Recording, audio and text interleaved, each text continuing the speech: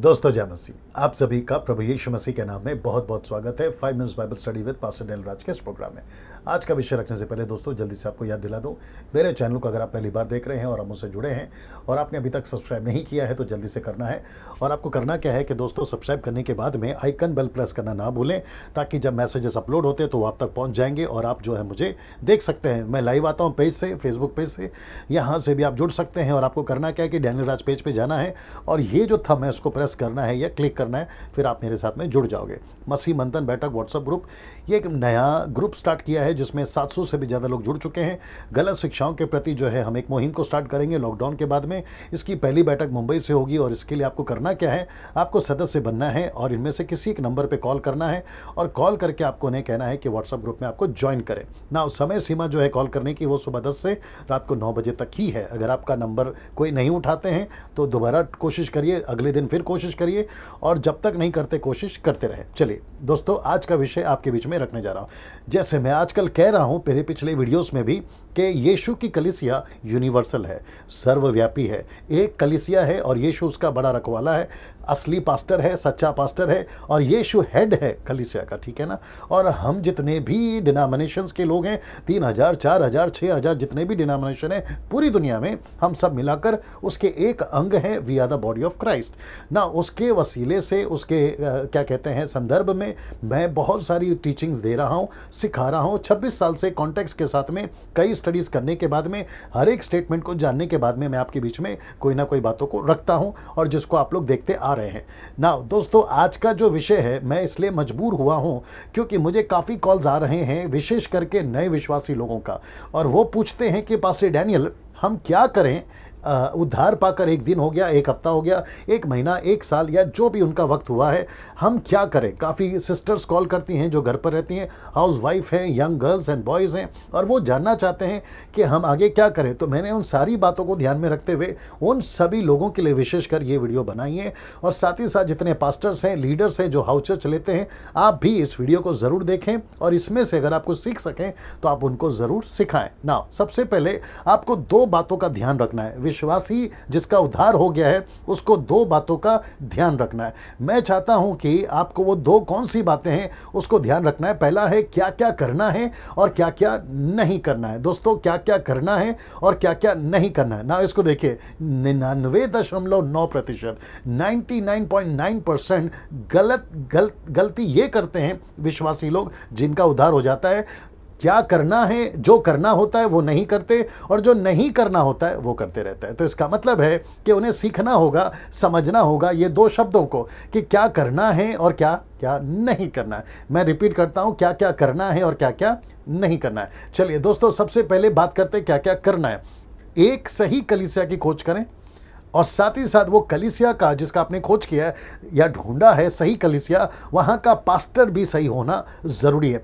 तो सबसे पहले मेरी लिस्ट में क्या क्या करना है उसमें यह बात आती है कि आपको सही कलीसिया ढूंढना है और सही पास्टर ढूंढना है ना। सही कलीसिया और सही पास्टर से मेरा मतलब है कि उनके डॉक्ट्रिन सही होने चाहिए, सिद्धांत डॉक्ट्रिन सही होनी चाहिए। अब क्या क्या डॉक्ट्रिन्स में सही होना चाहिए। सबसे पहला ट्रिनिटी आता है। क्या वो पिता पुत्र पवित्र आत्मा को मानते हैं कि तीन पर्सनैलिटी है बट एक गॉड है, ये मानते हैं तो वो सही कलीसिया है।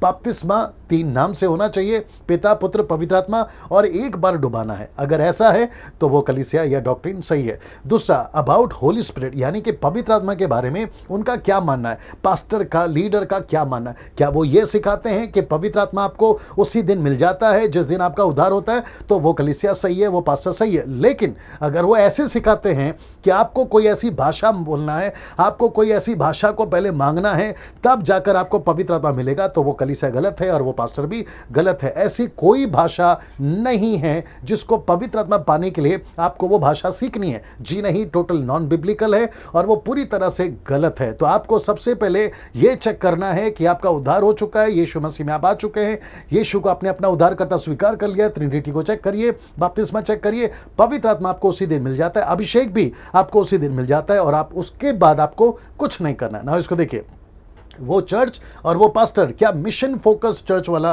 पास्टर है। इसका मतलब है कि चर्च भी मिशन में फोकस होना चाहिए और पास्टर भी मिशन फोकस होना चाहिए। मिशन फोकस से मेरा मतलब है आत्माओं को जीतना, नए लोगों की खोज करना, आउटरीच करना, नाश होने वाले लोगों के लिए बोझ रखना, उनके लिए ही कलीसिया जागरूक होना, मिशनरीज भेजना। अगर ऐसी कलीसिया है तो फिर आप सही कलीसिया में और आप सही पास्टर के पास में। इसलिए मैंने कहा कि सबसे पहला आपको जो करना है सही कलीसिया और सही पास्टर ढूंढना है, और उसकी ये लिस्ट मैंने आपके सामने रख दी है। तो मेरी जितनी भी बहनें हैं जो मुझसे सवाल पूछती हैं फोन पर, मैसेजेस पर, तो उन सभी के लिए सबसे पहला यह है कि आपको डॉक्ट्रिन चेक करना है, और इसको करते वक्त में आपको बहुत सावधान रहना है। भावुक होकर कलीसिया में नहीं चले जाना, पास्टर के पास में अपना पास्टर या पापा घोषित नहीं कर देना, क्योंकि आपके हस्बैंड वहां जाते तो आप चले गए, वाइफ जाती है तो आप चले गए, बच्चे जाते तो माँ बाप चले गए, माँ बाप जाते तो बच्चे चले गए, दोस्त जाता था तो इसलिए दोस्त चला गया, सहेली जाती तो इसलिए उसकी सहेली चली गई। ऐसा बिल्कुल ना करे, जांचे परखे, क्योंकि ये आपका मरने तक और अगली पीढ़ी जो आपकी आएगी वो तक, जिसको आप लोग मदर कलीसिया घोषित कर दोगे, अगर वो सही कलीसिया नहीं होगी तो फिर गई भैंस पानी में ना। आपको जांचना है इन सभी चीजों को, उसके बाद में आपको कलीसिया को ज्वाइन करना है ना। दूसरा और एक बोल देता हूं, अगर गलती से आप ऐसी कलीसिया में चले गए, जितनी बातें मैंने इनके बारे में बताई है, ये सारी चीजों के बारे में, और आपको पता चला कि यहां ये सब नहीं होता है डैनियल भाई जो आपने अभी कहा है, तो फिर मैं क्या करूं? तो सीधा है कि जितनी जल्दी हो सकता है कलीसिया चेंज कर दीजिए।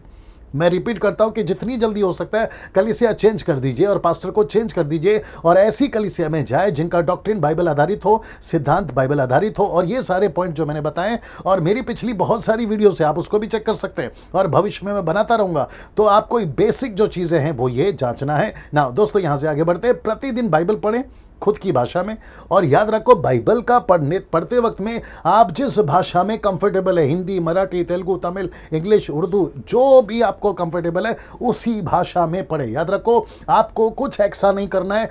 इंग्लिश, कुछ लोग कहते हैं इंग्लिश बाइबल पढ़ने से कुछ सुपरनैचुरल चीजें होती है। जी नहीं, बिल्कुल नहीं होगी। याद रखो यीशु वही है, पवित्र आत्मा वही है, पिता वही है, बाइबल का वचन वही होता है, भाषाएं बदलती है, परमेश्वर नहीं बदलता। तो अपनी भाषा में प्रार्थना करें, क्षमा करें, बाइबल पढ़े और अपनी ही भाषा में प्रार्थना करें। आपको किसी दूसरे भाषा की जरूरत नहीं है। हिंदी, मराठी, तेलुगु, तमिल, गुजराती, आप जो भाषा बात करते हैं उसी भाषा में प्रार्थना करें। घंटों करे, पूरा 2-2 घंटा करे, जैसा आपको कैपेसिटी है करने की वैसा करे, जैसे आपकी कैपेसिटी है बाइबल पढ़ने की। मेरी तो आपसे गुजारिश है कि कम से कम आपको शुरुआत में अगर 10-10, 20-20 चैप्टर पढ़ सके तो बहुत अच्छा होगा, क्योंकि आप पूरा कॉन्सेप्ट समझ पाओगे, आप पूरी स्टोरी समझ पाओगे, और इसकी सीमा बढ़ाते रहिए। कम से कम 40-50 आयत तक जो है आप लोग पहुंच सकते हैं, और उससे क्या होगा, आप पूरी तरह से प्रभु में जानकारी हासिल कर पाओगे ना। इसको देखिए, अपने विश्वास की जानकारी सबको दे, मतलब आपने यीशु को स्वीकार किया है, इसकी जानकारी सबको दे, घर को दे, जहां नौकरी करते हैं उनको दे, दोस्तों को बताए, रिश्तेदारों को बताए। कहीं ऐसा ना हो कि कल को आपको उनके सामने खड़े होते वक्त में शर्मिंदगी का सामना करना पड़े। जैसे कि कुछ रिचुअल्स या फंक्शंस होते हैं, त्यौहार होते हैं, प्रसाद खाना होता है, उनके बीच में जब आप पहुंच गए तो फिर आपको जो है हिचकिचाहट होगी। तो पहले से अपने विश्वास की घोषणा कर दीजिए। मैं रिपीट करता हूं कि अपने विश्वास की घोषणा नौकरी के जगह पे कर दीजिए। आप यीशु को मानते हो, आप बाइबल के फॉलोवर हो, और आप जो है यीशु के पीछे चलते हो, तो मैं ऐसा कोई काम नहीं करूंगा जो संसार में चलता है। तो घर पे घोषित करिए, नौकरी की जगह पे घोषित करिए, दोस्तों में और रिश्तेदारों में। ना अपनी गवाही प्रतिदिन दीजिए, जिसको भी दे सकते हैं अपनी गवाही प्रतिदिन दीजिए। यीशु की चर्चा सबसे करिए। याद रखो आप जहां पे भी जाते हैं अपनी गवाही और यीशु की चर्चा। यीशु की चर्चा का मतलब है यीशु की कहानी, और ये तब होगा जैसे मैंने अभी आपको कहा कि आप जितना बाइबल पढ़ोगे, जितना प्रार्थना करोगे, उतना अनुभव में बढ़ोगे, और जितना अनुभव में बढ़ोगे तो आपको गवाही देने में, यीशु की चर्चा करने में मदद होगी। यही तो मैं इसलिए कह रहा था ना। इसको देखिए, अपनी बुलाहट को समझना, और कोई गांव या शहर में, तो इसका मतलब है आपको जहां प्रभु ले जाता है, आपको जहां प्रभु सेवा कार्य करने के लिए कहता है, वो चाहे गांव हो या शहर हो, तो आपको पता लगाना है कि कौन सा वो गांव है और कौन सा वो शहर है ना। इसको देखिए, जहां कलीसियाओं की स्थापना कर सको और चेला बना सको, तो आपको जिस चर्च में आपका उद्धार हुआ है उसी चर्च में जाना है। ये बात सही है। पास्टर के अधीन में रहना है, ये बात भी सही है, लेकिन साथ ही साथ प्रभु से पूछना है कि प्रभु मेरी बुलाहट क्या है, मैं कहाँ सेवा करूं? अगर आप कोई भी शहर से हैं या गांव से हैं, तो वो पास्टर, जैसे परमेश्वर पौलुस को चुनता था, पतरस को चुना था, कई सेवकों को चुना था, पौलुस ने तिमोथी को चुना था, तिमोथी ने अपने लोगों को चुना होगा। ऐसे करते करते जैसे मेरी कलीसिया में भी मैं कईयों को चुनता और कहता हूं कि आपको ये गांव में जाना है, प्रार्थना करना है और गांव को दत्तक लेना है, अडॉप्ट करना है और वहां पे सेवकाई करना है। ऐसे आपको करना है ना। इसको देखिए, अब बात करते हैं क्या क्या नहीं करना है। मैं वक्त का ख्याल रखूंगा दोस्तों, लेकिन मैं चाहता हूं कि आप बात को समझे। और बहुत सारी बातें कर सकते थे, लेकिन उसके ऊपर वक्त को ध्यान में रखकर आगे बढ़ रहा हूं। तो अब ये रहा दूसरा, क्या क्या नहीं करना है। तो सबसे पहले non biblical preachings, teachings, believer से सावधान रहना है। मैं रिपीट करता हूं कि सबसे पहले आपको क्या क्या नहीं करना है। आपको क्या क्या नहीं करना है? आपको नॉन बिब्लिकल प्रीचिंग वालों से, टीचिंग वालों से, बिलीवर से सावधान रहना है। आपको उनसे बचकर रहना है। ये चीजें आपको जो है ध्यान देना होगा कि जो नॉन बिब्लिकल प्रीचिंग करते, टीचिंग करते बिलीवर्स जो हैं, या उनसे जो है आपको सावधान रहना होगा। कल्ट चर्चेस जितने भी हैं, उससे आपको सावधान रहना होगा। किसी को पापा नहीं बुलाए, इसलिए डाला है क्या क्या नहीं करना है। तो किसी को पापा नहीं बुलाना है। पृथ्वी पे यीशु को छोड़, परमेश्वर को छोड़, किसी को पापा नहीं बोलना। आजकल बहुत सारा नया फैशन निकला हुआ है पापा बुलाने का, तो ये आपको नहीं करना है। किसी मनुष्य को अपना रोल मॉडल नहीं बनाना है। मैं रिपीट करता हूं, नहीं बनाना है। आपका सबसे बेहतर, सबसे अच्छा और सबसे सिद्ध अल्फा ओमेगा आदि अंत यीशु है, उसी को रोल मॉडल बनाइए। किसी को रोल मॉडल नहीं बनाना है ना। सोशल मीडिया से सावधान रहे। मेरा मतलब है कि जब सोशल मीडिया पे, जैसे आप मुझे सुनते हैं, किसी और को सुनते होंगे, तो सुनते वक्त में सावधान रहें कि वो क्या प्रचार कर रहे हैं। भावुक होकर, इमोशनल होकर, क्योंकि उन्होंने यूट्यूब पे, फेसबुक पे, कुछ टीवी पे चमत्कार दिखा दिया, तो उनके पीछे पागल नहीं हो जाना। आपको बहुत सावधान रहना है कि वो बाइबल आधारित कर रहा है या नहीं कर रहा है। तेल, पानी, रुमाल, कपड़ा, इन सब से बच के रहना है, क्योंकि आजकल बहुत चल रहा है ना। इसको देखिए, किसी की नकल नहीं करना है। आपको किसी की तरह नहीं बनना है। So called man of God, international, national, आपको लगता है ये बहुत अच्छा है, पावरफुल है, तो मैं इसके जैसा बनूंगा। जैसे एलीशा ने एलिया से कहा कि मुझे तेरा दुगना चाहिए, तो मैं समझता हूं कि ये टीचिंग भी आजकल चल रही है कि हम किसी की नकल कर सकते हैं। कोई हमारा आत्मिक पिता बन जाएगा तो मैं उसकी तरह चमत्कार करूंगा? जी नहीं। याद रखो, आप न्यू टेस्टमेंट के लोग हैं, वाचा के लहू के लोग हैं, आप यीशु की दुल्हन हैं, यीशु की कलीसिया हैं, तो आप सभी को अपना अपना अलग अलग सेवा मिला है, आपकी अपनी अलग अलग बुलाहट है, तो किसी की नकल ना करें ना। इसको देखिए, किसी को अपना प्रार्थना निवेदन नहीं देना है।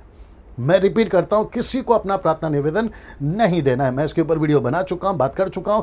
आपको खुद प्रार्थना करना है, आपको खुद प्रभु के पास बैठना है। आपका बच्चा बीमार हो गया, खुद प्रार्थना करो। पति पत्नी, माँ बाप, दोस्त, जो भी हो गया, खुद प्रार्थना करो। कर्जा है, नौकरी का समस्या, बिजनेस है, उसके लिए खुद प्रार्थना करिए। किसी को प्रार्थना निवेदन नहीं देना, ये आपको साफ तरीके से मैं बता दे रहा हूं। पैसों के क्षेत्र में सावधान रहे। पैसों से मेरा मतलब है, कुछ लोग कहते हैं कि ऑफरिंग दे दो तो आपका भला हो जाएगा, ताइत दे दो तो आपका भला हो जाएगा। आपको ताइत देना है, 10 देना है, 20 देना है, 50 देना है, ये आपके ऊपर है। किसको क्या देना है, ये आपके ऊपर है। लेकिन आप किसी के जोर जबरदस्ती से नहीं देना, मेरा ये आपसे कहना है। आपको खुशी से, अपनी मर्जी से, और याद रखो, प्रभु का पैसा है तो प्रभु को पूछ के देना है। ओके ना। इसको देखिए, टाइम पास के विश्वासियों से बच के रहे। टाइम पास से मेरा मतलब है जो नाच गाना, कूदना ना, बहुत सारे मसीह के अंदर की बात कर रहा हूँ। ये सारी चीज़ें जो लोग करते हैं, घंटों गिटार लेकर बैठ जाना, कीबोर्ड लेकर बैठ जाना, सिंगिंग प्रैक्टिस करना, ये सारी, वो कहते हैं कि अरे आप तो बहुत अच्छा गाते हैं, चलो आपको जो है हम गॉस्पल सिंगर बना देंगे,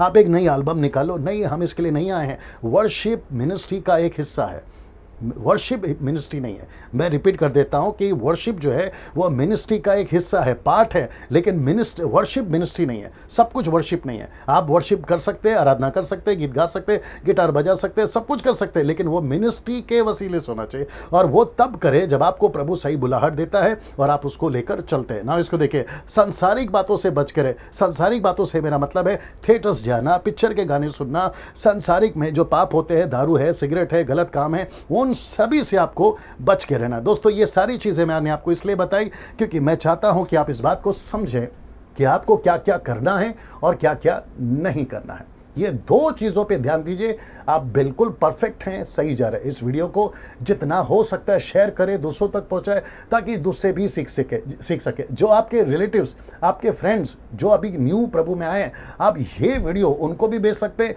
और वो भी सीख सकते हैं। और याद रखिए, आपका लोकल पास्टर और आपका लोकल चर्च बेस्ट है आपके लिए हर तरीके से, आपको मसीह में आगे बढ़ाने के लिए। लेकिन याद रखिए, वो जो डिटेल्स हैं उसको पहले चेक करना है और फिर वहाँ पर आपको जाना है। चलिए, अगले वीडियो के साथ में फिर मुलाकात होगी। जय मसीह।